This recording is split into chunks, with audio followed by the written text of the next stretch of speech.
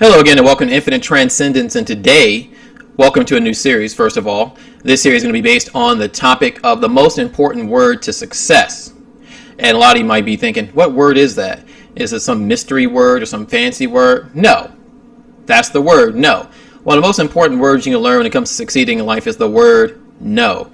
No is an important word because it gives you control and power back in your own life when you start to refuse things and don't accept anything that comes your way. When you start to take charge in your life and you don't let people take advantage of you and you take control of your own destiny and you start to make yourself more in demand and you stop becoming more taken advantage of over time. So people in general are afraid of the word no in a lot of cases. So for some people say no to almost everything, but a lot of people are scared of being seen as mean or unlike.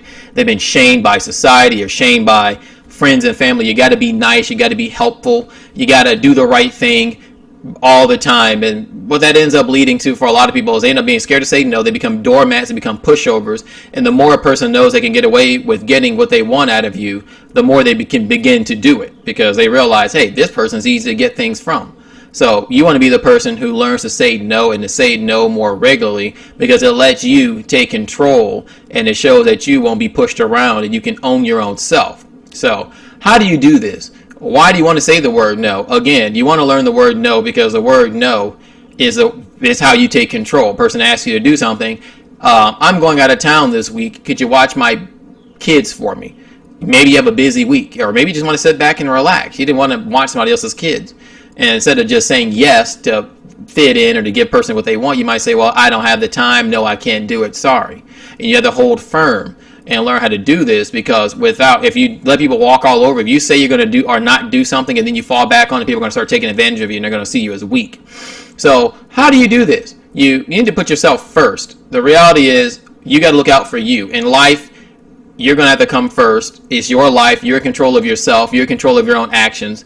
You have to learn to have that agency of control in your life, because if you don't do it, nobody else is going to nobody else is going to care about you if you don't care about yourself. And if you don't take control of your life, nobody else is going to help you take control of yourself. Everybody looks out for themselves. Everybody looks out for number one. That's part of life. We all have our own self-interest at heart. Well, a lot of people, they've put the other people's interests in front of theirs because they've been guilt tripped into doing things for others. Otherwise, they're seen as selfish. When in reality, those people are often selfish because they want to control. They want something out of you. And it's not just in terms of that, it's in terms of business and everything else. And business, I know I've screwed up because I've seen deals or I've seen customers that I looked at and thinking to myself, this person's going to be a pain in the butt. This person's going to be a tire kicker. This person's going to be a whiner. This person's going to be a headache. They're asking a lot of pesky questions. They want this, they want that. They want to write a check and mail it, or for whatever, or they want to send checks instead of online payment, or they want this, and they complain about every little thing.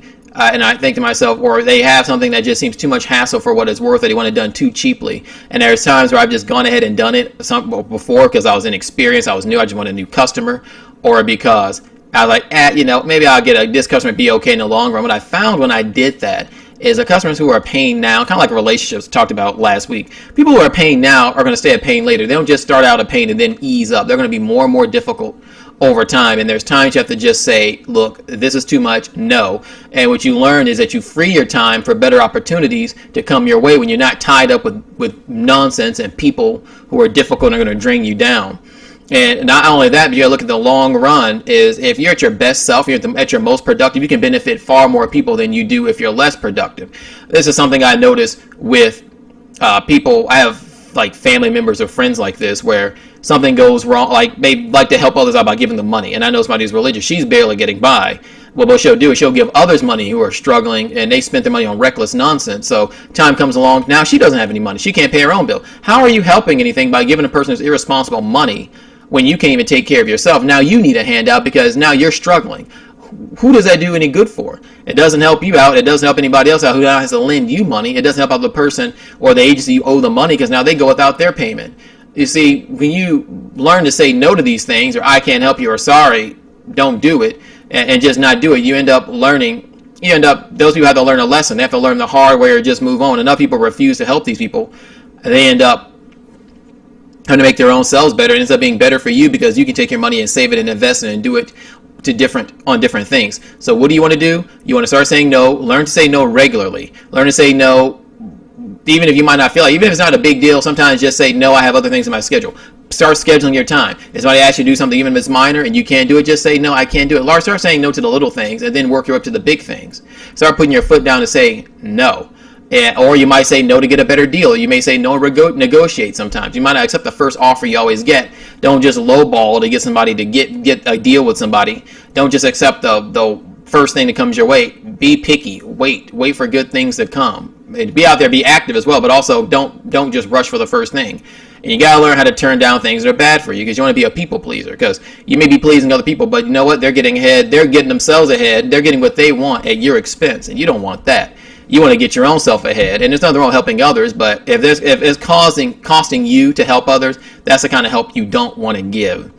That's kind of help that's going to be harmful in the long run. It's going to harm you and put you further behind when you're struggling or you can't get by. Because guess what a lot of people do who want something out of you? The same people who want a lot to help out of you and got things out of you, guess what? They're nowhere to be seen when you need something. So keep all of that in mind and learn to say no.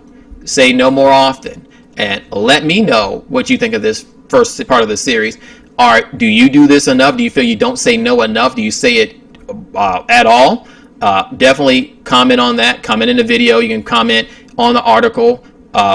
Subscribe to the blog for new and interesting content, and transcend infinitely. And be back for part 2, where I talk about how no good deed goes unpunished. There's going to be something that's going to delve deeper, and it's going to seem more negative or harsh, but it's something that needs to be covered. How when you try to do the quote-unquote right thing, you end up getting screwed a lot of the time. You quote-unquote do the right thing. Learn to put yourself first and have more of a me first attitude. We're going to cover that in the next video. So again, transcend infinitely.